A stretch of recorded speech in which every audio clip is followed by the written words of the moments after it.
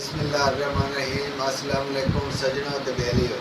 आज तुहानू मैं चनिया दी दाल ते गोश्त दी टिक्कियां बना के दिखानियां। ये बनदियां किस तरह, बिल्कुल आसान ते सौखा तरीका। चनिया दी दाल उबली हुई एक पाइया, गोश्त आधा किलो उबलिया होया, कोई भी मसाला, कौरमा मसाला ले लो, कबाब मसाला ले लो, इन्होंने मिक्स कर लेना। दाल भी उबली हुई है, गोश्त भी उबलिया हुआ है, इन्होंने मिक्स कर लेना दोनों चीज़ें।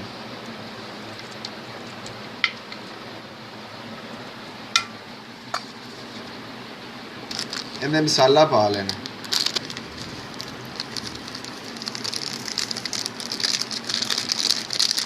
इन सारी चीज़ ना मिक्स कर लेना।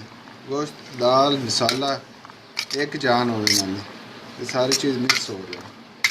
मिक्स करने तो बाद इन किसी चीज़ ग्रैंड भी कर सकते हैं, अगर नहीं हैगा तो दोरी डंडे नाल इन्हू तुसीं कुट भी सकते। ये दाल तो गोश्त विचों हड्डियां वखरियां कर लेनी, दोरी ते डंडा ले लेना, इन्हू कुट लेना।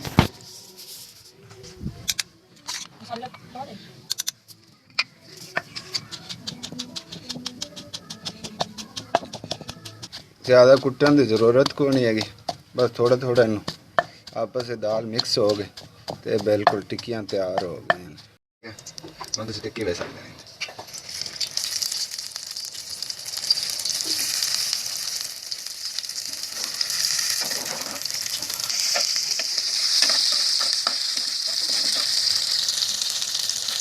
ये टिक्कियां इस तरह बन गई जिवें बाबा KFC वाला है ना, उनदे नाल वध बनिया पियां। एक बारी तुसीं घरे बनावणियां, बना के चेक करनियां, इन्हां खाना है, मुड़ तुहानूं पता लग सी भी वाकई बाबे तो वध हैगियां कि घट हैं।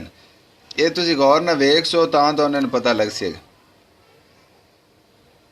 जिन्हों ते भराओ ये टिक्कियां खाओ, टिक्कियां तुहानूं पसंद आवें ते इस चैनल नूं शेयर करो, लाइक करो, ते तुहानूं ये टिक्कियां पसंद आ सन इंशाअल्लाह। तो इस शेयर करो, लाइक करो, तो बैल के बटन नप्पो, तो अपने भरा याद रखो, अपना तो अपने घर वालों का ख्याल रखो। अल्लाह।